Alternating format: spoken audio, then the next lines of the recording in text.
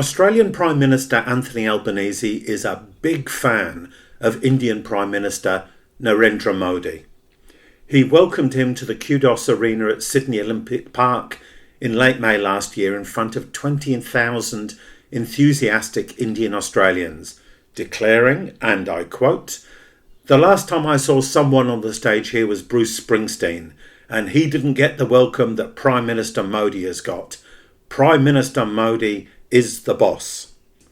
Now, there are two calculations behind Albanese's flattery. One is simply chasing after votes. As of June 2021, there were more than 710,000 Indian-born people living in Australia, a number that has more than doubled in a decade. Indian migrants are now second only to British migrants. They're equivalent to 9.5% of Australia's overseas-born population and 2.8% of Australia's total population. But the other reason is the role that India plays in US imperialism's strategy, backed by Australia, of encircling China. India, Australia, the US and Japan make up an alliance known as the Quad, whose only real function is to organise against what they see as Chinese expansion. And of those nations, India is the only one with a land border with China. So Albanese is prepared to turn a blind eye to Modi's politics if that's the price of maintaining the anti-China alliance. And let's be clear, Modi's politics are the politics of Islamophobia and authoritarianism. His political roots emerged from the far-right Hindu nationalist Rashtriya Swayamsevak Sangh, or RSS, meaning National Volunteers Order. Modi has built his career by deliberately stoking communalism, targeting Muslims as an enemy within. In 2002, as governor of the province of Gujarat, Modi allowed racist thugs to rampage through Muslim areas and kill more than 2,000 people. And underpinning all this is the concept of Hindutva, or Hinduness, the idea that the only authentic expression of India is Hindu in nature and origin, and that the Hindu majority should impose its will on the rest of society.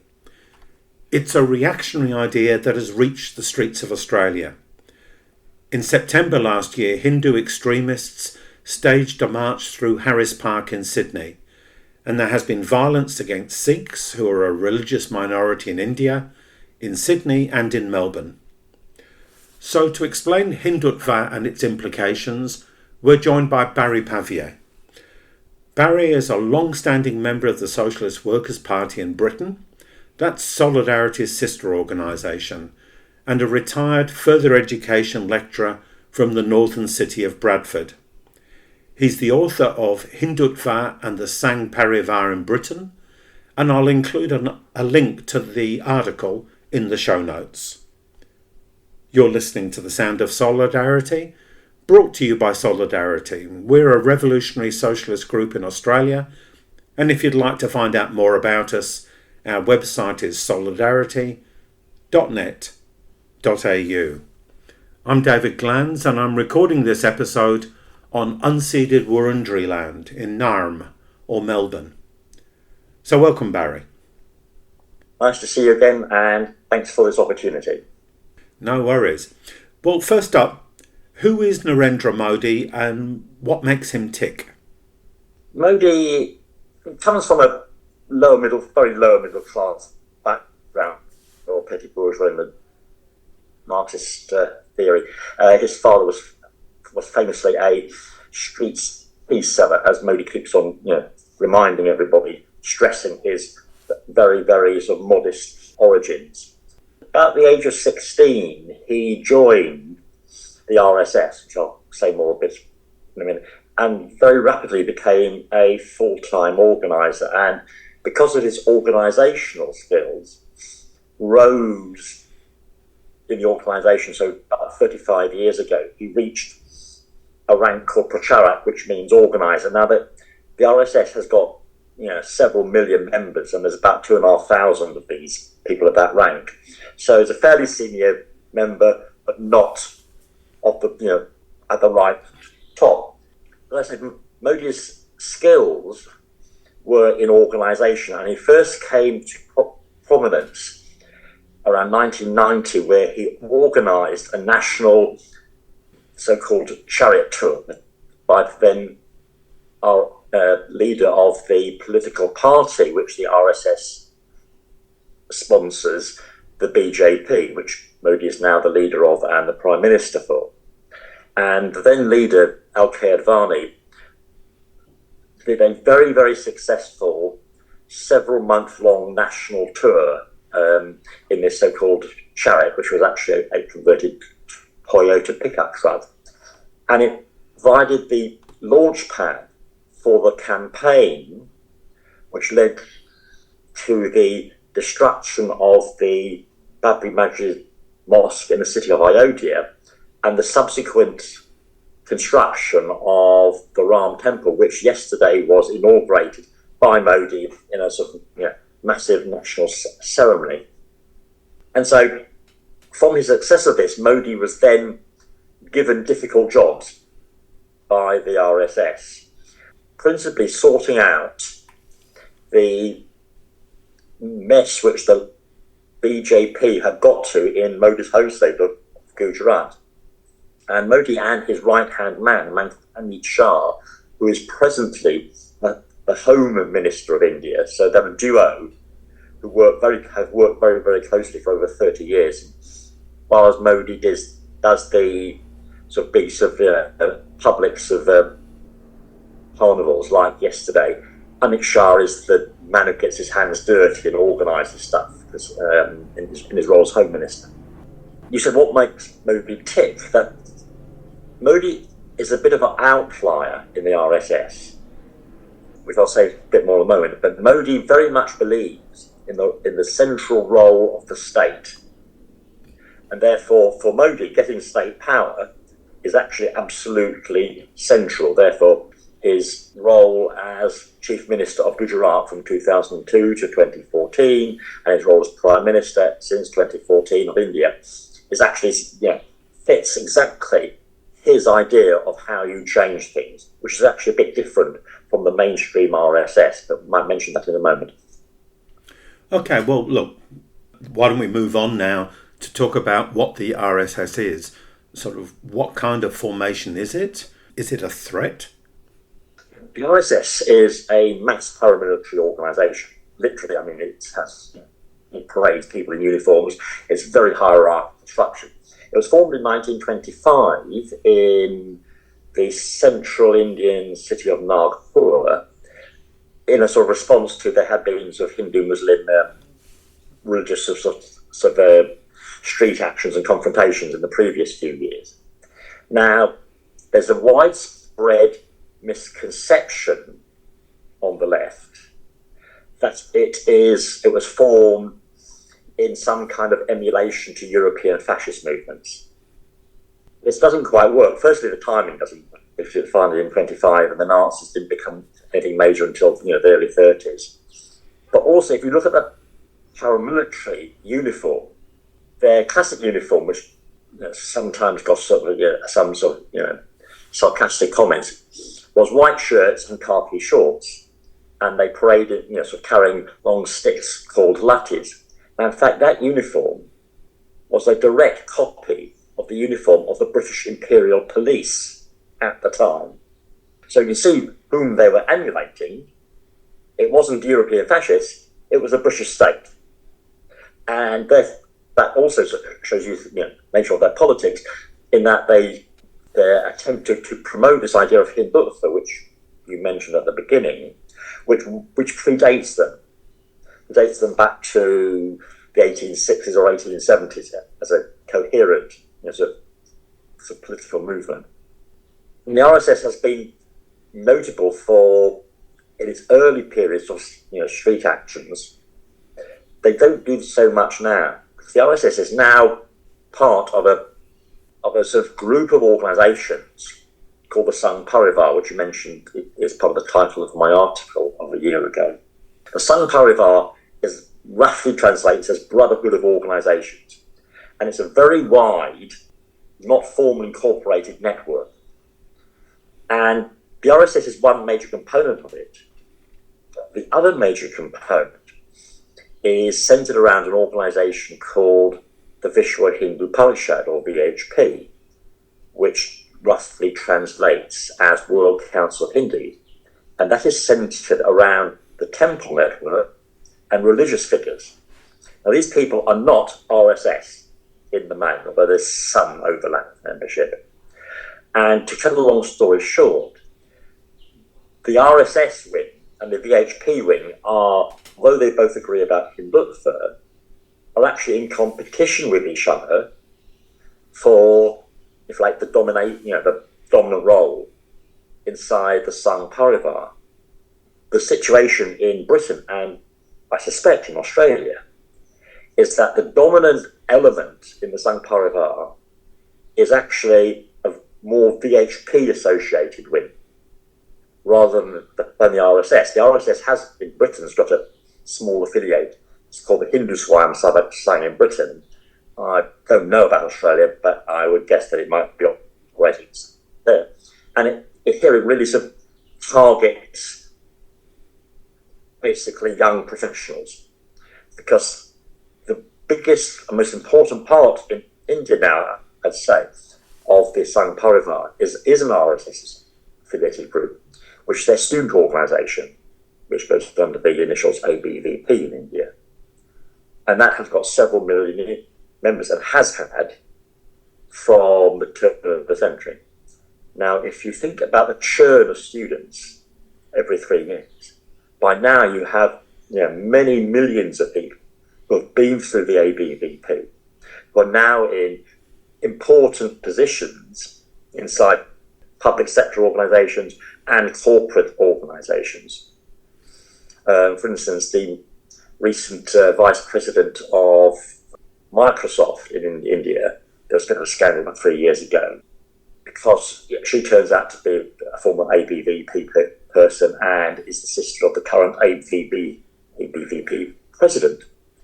And she allowed a very Islamophobic speech by a regional BJP politician to go unchallenged through Facebook and so on and so forth. So in fact, you see, that's the sort of dominant element in actually how the Sangh Parivar in Hindutva is being transmitted. Certainly in Britain, I suspect in Australia, given the social base of the community you mentioned, that sounds to be very, very similar to the social base in Britain.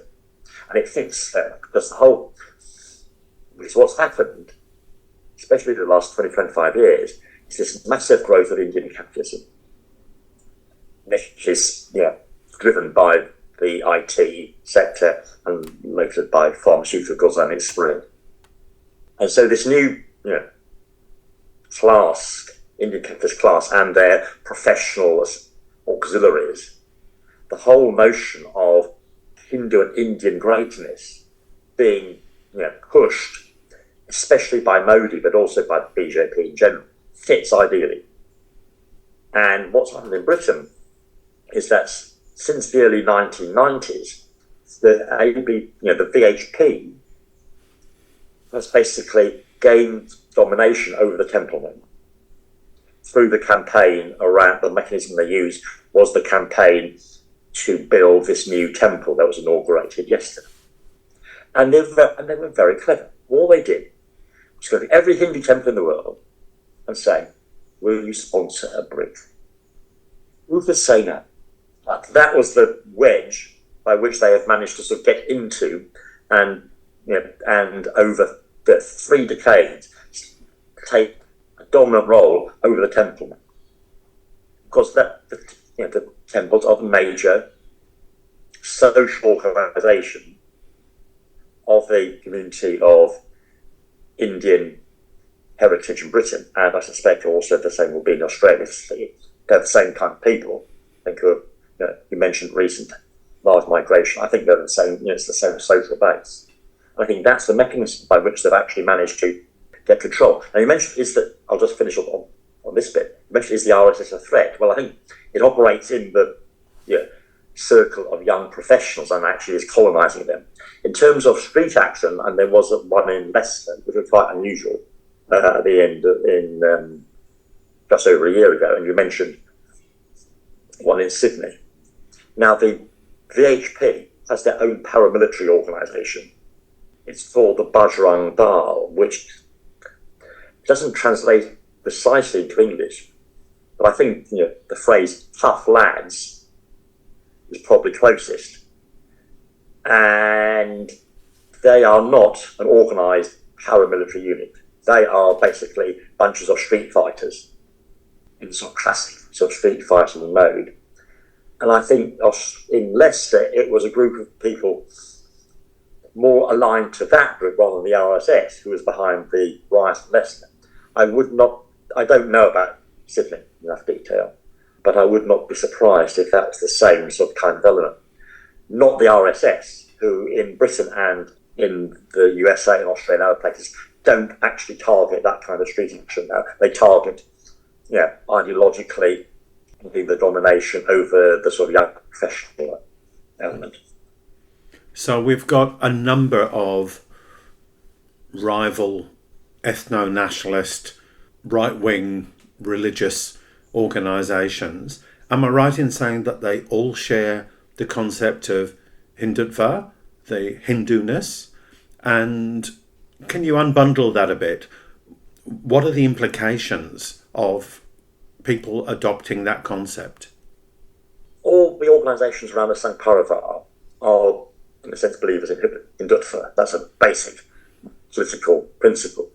It has its origins, as I say, way back in the 1870s, as a reaction to very conservative elements of the Hindu religious establishment, to attempts by the British imperial state to disintegrate Hinduism, and also they tried to disintegrate the Muslim community as well. It's part of their understanding of the revolt of 1857-58, which they thought was driven by religious fundamentalism, and the way you combat that would be by disintegrating the Muslim and Hindu communities.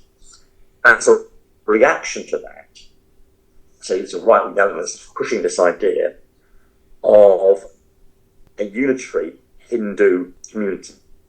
Now, traditionally, Hinduism has not been unitary. It's been sort of multipolar. And there's no has been no religious hierarchy amongst the temple networks and so on and so forth.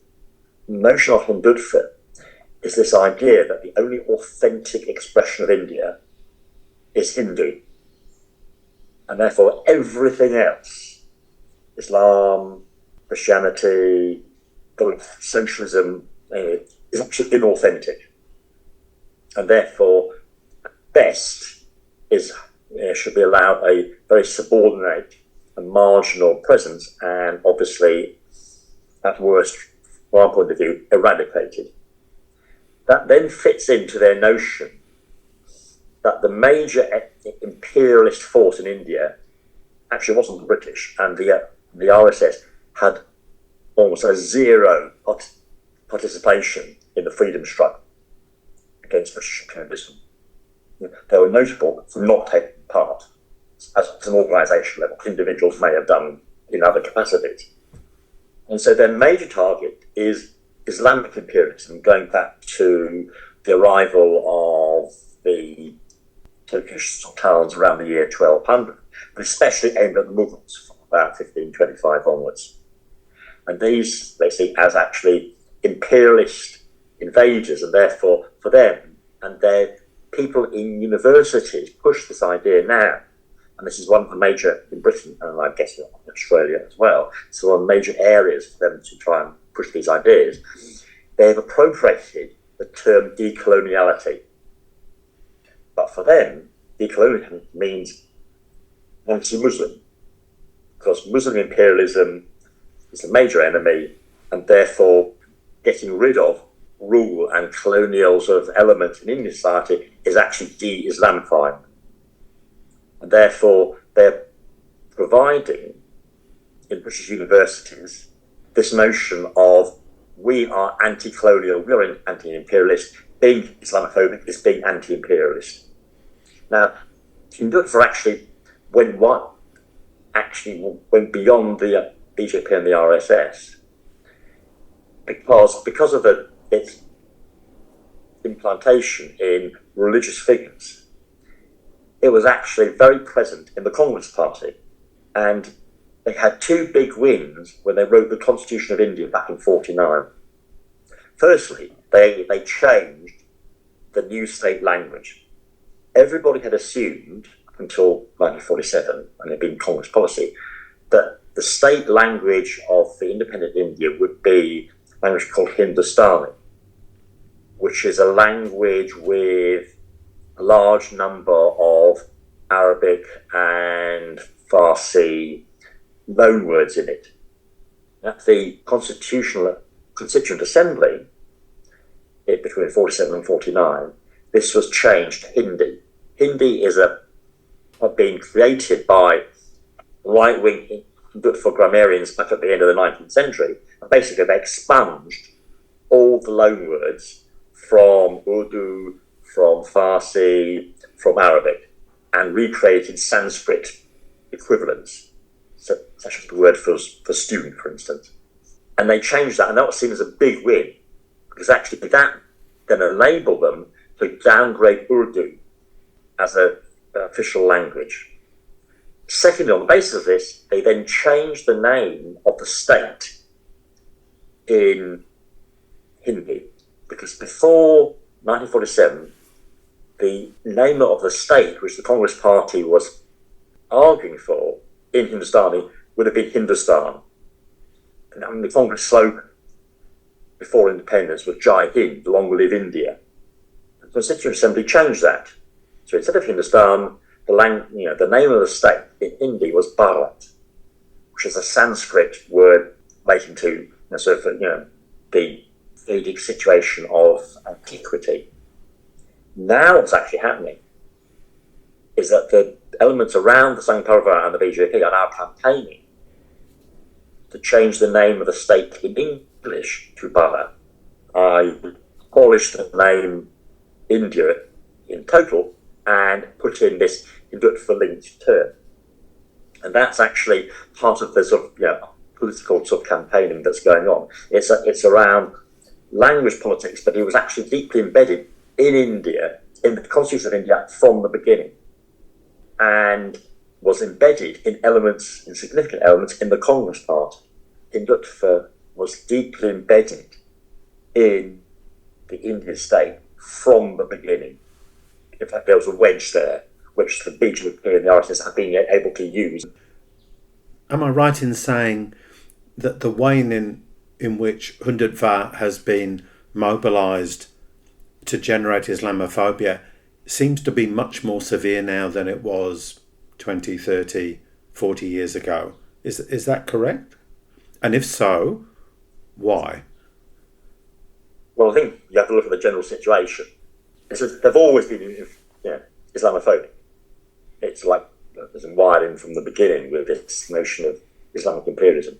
What's happened, obviously, is that with the growth of Islamophobia in the Western imperialist states from it starts off with the Iranian Revolution in 1979 and has been accelerating since, and especially since the beginning of the war of terror against Al-Qaeda and the invasion of Afghanistan in 2001, and then the invasion of Iraq in 2003, and everything that's happened since has actually just played into their hands like any. And therefore, the overall political environment has become incredibly sympathetic, and they've been able to expand on that basis. It was like an amazing gift for them. They could not believe their luck once you got all this sort of thing coming out through mainstream imperialist circles. Everything plays into this narrative, and they have very successfully and in a very sophisticated way played to it, and that's why you have been able to build on the back of that. And has that led to more violence?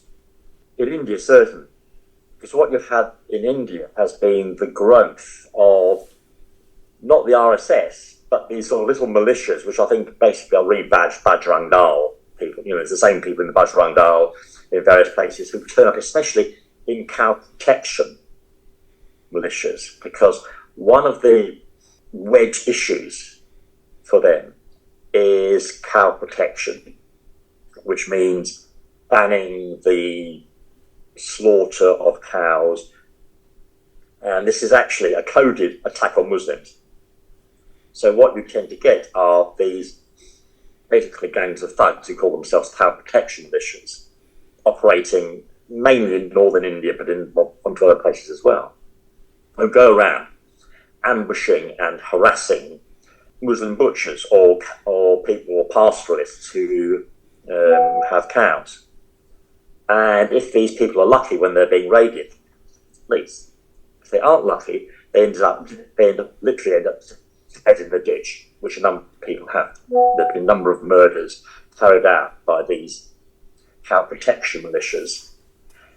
And this is like spiraled since 2014 across northern India.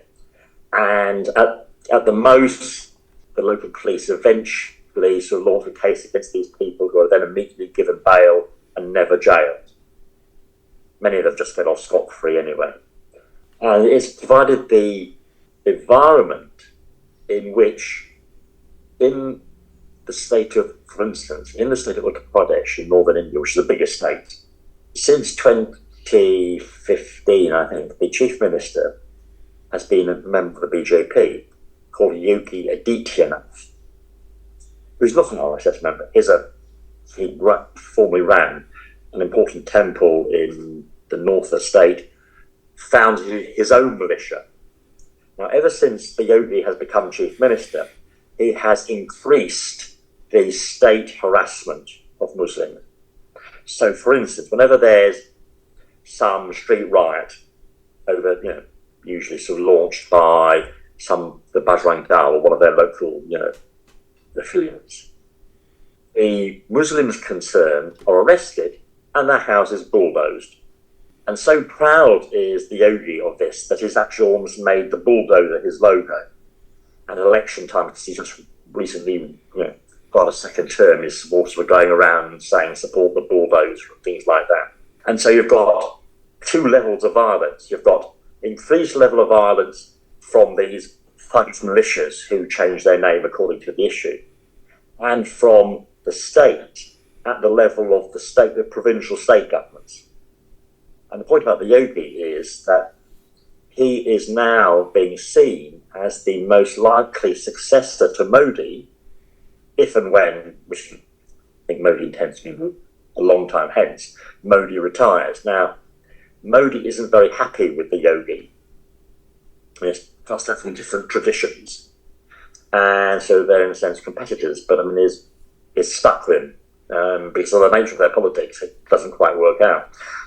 I just actually did mention that Modi is an outlier in the RSS, because one of the oddities about the RSS is that although some of its features are associated with fascism, one that isn't is that it does not believe in seizing state power itself. It has this particular view of Indian society in which the key organisations are what you might call civil society organisations. That's why it's spun for all these organisations like the student one, there's a petty bourgeois one, there's a whole range, and there's farmers one, and so on and so forth, because it's trade union one, believe it or not. So Modi, in his belief in state power, was always not very trusted by the top RSS leaderships. And in fact, he only became a candidate for Prime Minister in 2014, where they'd run out of other options. So they don't trust him, I think, from their point of view. They're right not to trust him.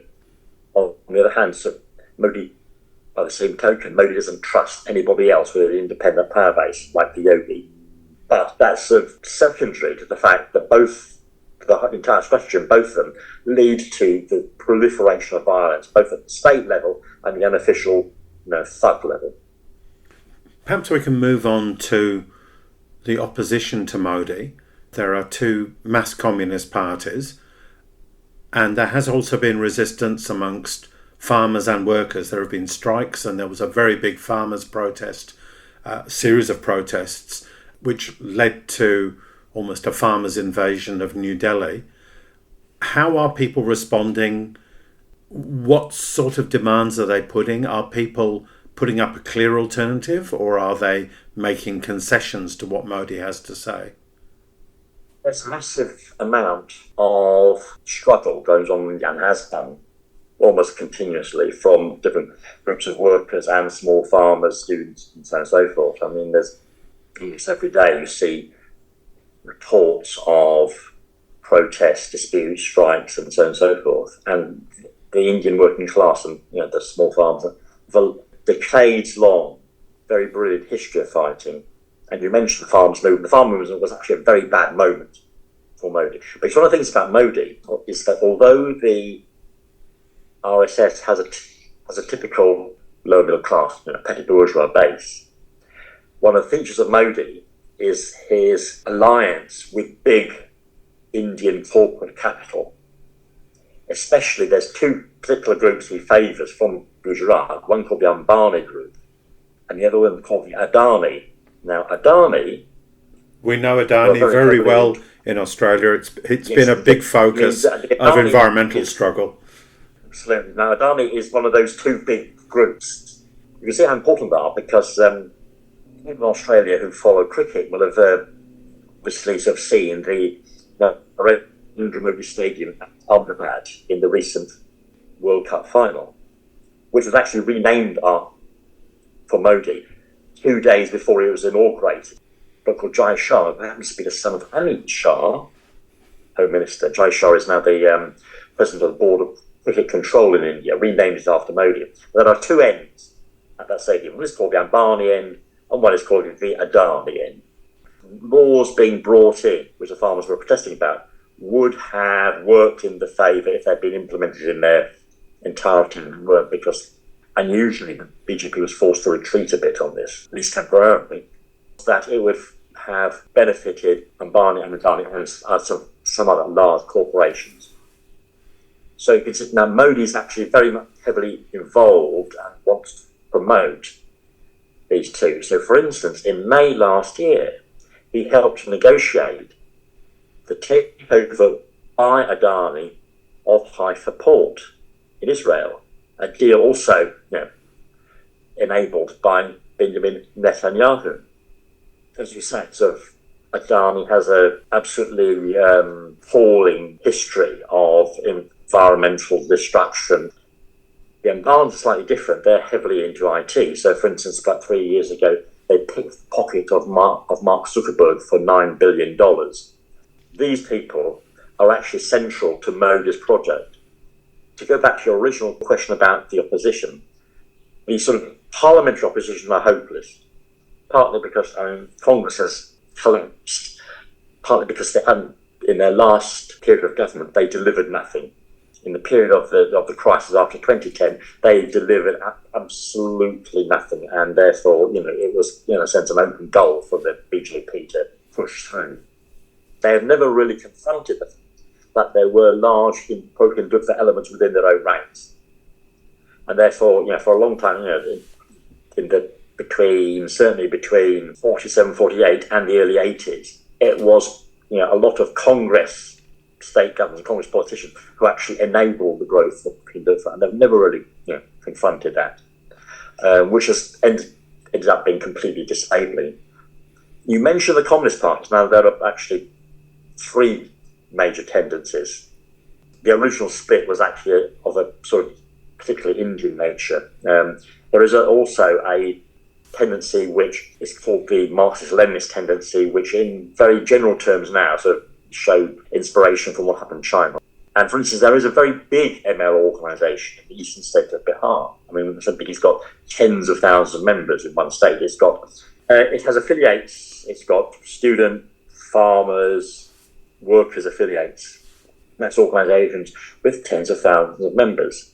The trouble with all of these and this organisation, which is called the CPI-L brackets Liberation, is that they have never broken from the Popular Front politics of the Stalin Third International. That's 90 years worth. And the crucial point about these Popular Front politics is a belief in the need to collaborate with progressive bourgeois liberal parties. And it's partly based on a analysis that, that there is no chance of immediate workers' revolution. In India, the parties which subscribe to this overall strategy, and it's actually all three tendencies, all fail to recognise the fact of the development of Indian capitalism, how Indian capitalism has actually now become, if you like, a global great power. They still sort of operate in a sort of 1960s analysis of the global north, the global south. The global south is all under the influence of imperialism. If you look at Indian capitalism, oh no, it ain't, basically. You mentioned that, the role of Adani. Tata's, the original biggest Indian conglomerate, is now about to close down what's left of the British steel industry. That was a big story over the last weekend. And you could go on and on and on. That means that when you get into the elections, the CPIL, this outfit in the Senator car, is now going to set up a popular front for elections with a bunch of very dodgy, basically ruling class politicians who happen to have fallen out at the moment with the BJP, although most of them at some previous elections were actually in alliance with the BJP. And their entire strategy and their characterisation of the RSS as big fascists is to enable this. And there was a long political statement from their most recent Congress at the end of last year, which ended up saying, we must call the BJP fascist because that will then allow us to make these alliances with all these very dodgy ruling class politicians who have fallen out. And this, of course, completely demobilises political opposition. Because you're always looking for deals with some very dodgy characters. Most of them are pretty dodgy, having done all kinds of deals. Even the ones who aren't dodgy are sort of still, ruling class, bourgeois politicians. And it completely, demobilises the struggles. There were communist-led groups of farmers, quite important ones actually, very important ones. But they were locked into alliances with groups led by extremely sort of dubious characters. And at the end of the day, they demobilised to sort of try and keep the whole operation together. And I think that's the problem. You get these constant, very courageous, often very effective, in the initial sense, mass struggles. And at the end of the day, their political leaderships are always looking to do some kind of deal. They run into the buffers. My last question will be, in a sense, to flip this and talk about the kind of politics that is needed to fight Hindutva and Modi and so on. But before, can I just take a step sideways and talk about Modi and Israel?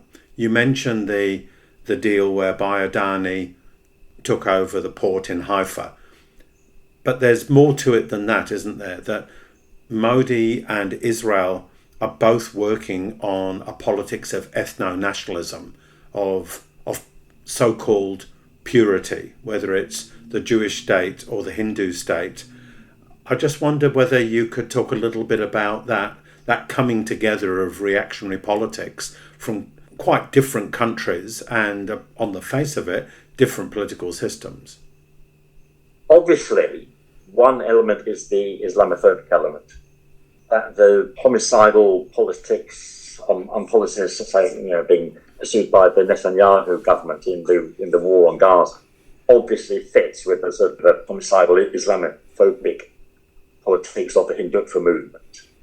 In as much as Indian foreign policy is obviously initially anti-Pakistani, which is the sort of enemy on the next border. And we haven't mentioned the massive militarisation of the border with Pakistan, and in fact, although it's not what mentioned, the militarisation of the border with Bangladesh, which there's now a 2,500 long kilometre, 10-metre high electrified fence around the border between India and Bangladesh to stop what's called Muslim infiltration from Bangladesh into India. That doesn't get mentioned very much, but it's there.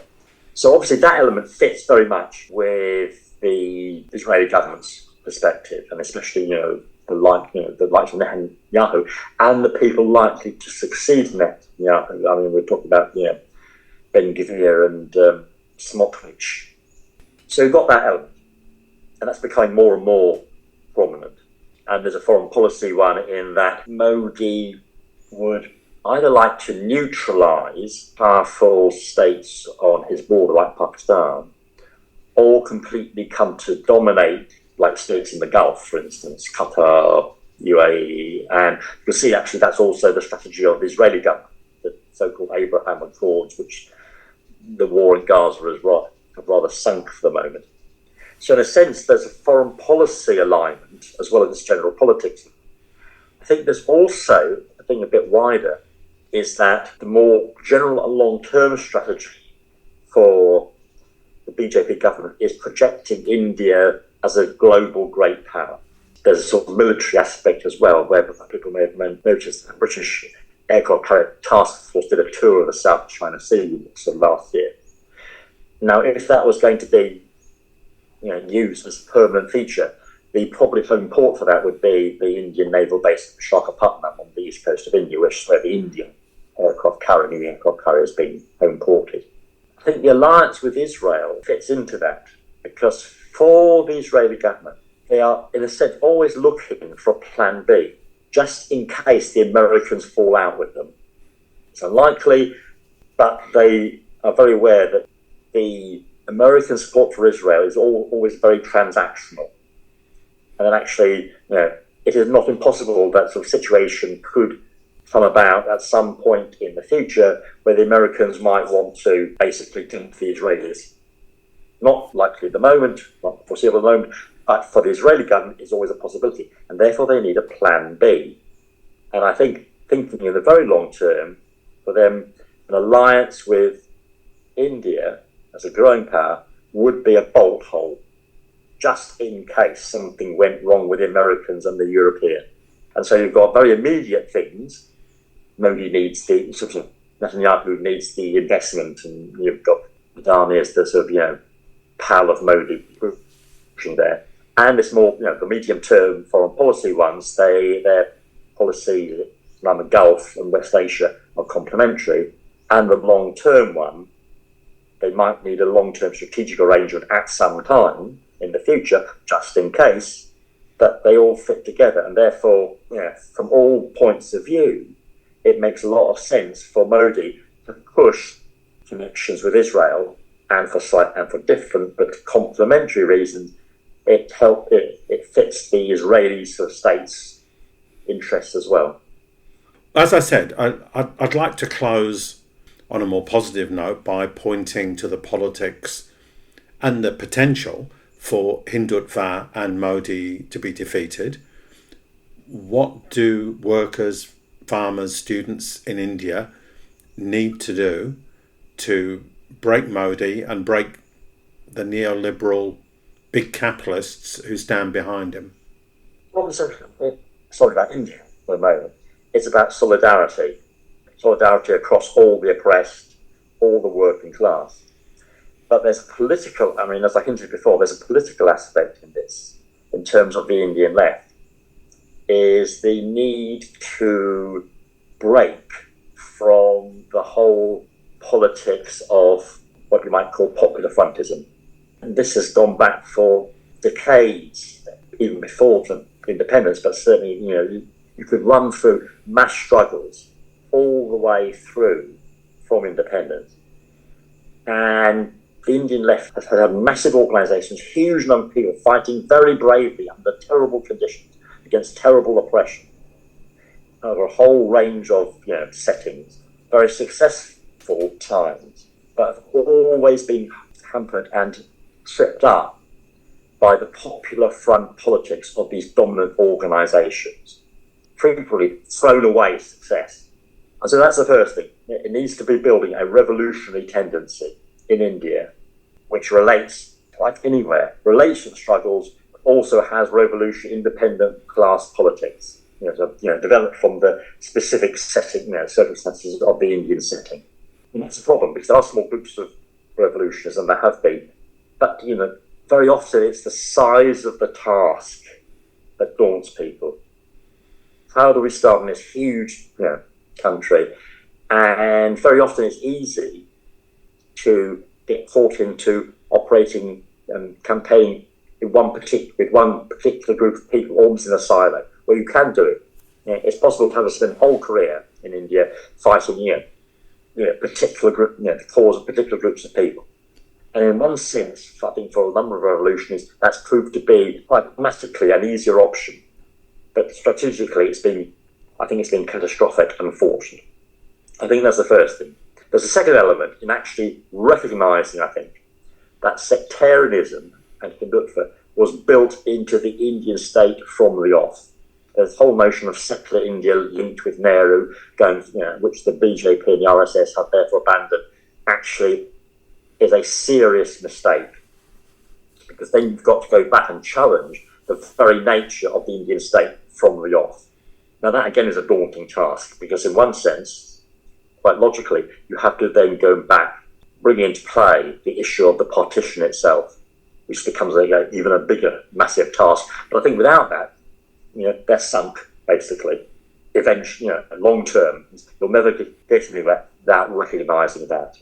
I recognise this is quite a controversial position, but I think after 70 years of brilliant struggles, which have been tripped up in the end, I think there's a need to sort of go back and have a look at that. In places like Britain, and I suspect Australia as well, it's a question of solidarity and recognising that the enemy for communities like the Indian community is actually racism, not Islamophobia. Because what's actually, and it's a class thing as well, because the strategy for the people who have come to dominate the Indian heritage community in Britain, which basically ruling bourgeois element, is that they're trying to make themselves into an integral part of the core British ruling class. If you read what they're saying and the pitch they're making, that's quite clearly their aim. And it was quite clearly, I think, being recognised by the British Prime Minister David Cameron when he brought in a so-called A-list of candidates before the 2010 election, which is how people like eventually Rishi Sunak, Wallabh Ravaman, Priti Patel got themselves elected as Conservative MPs. So I think there's an element in the traditional core British ruling class, which is quite happy for that.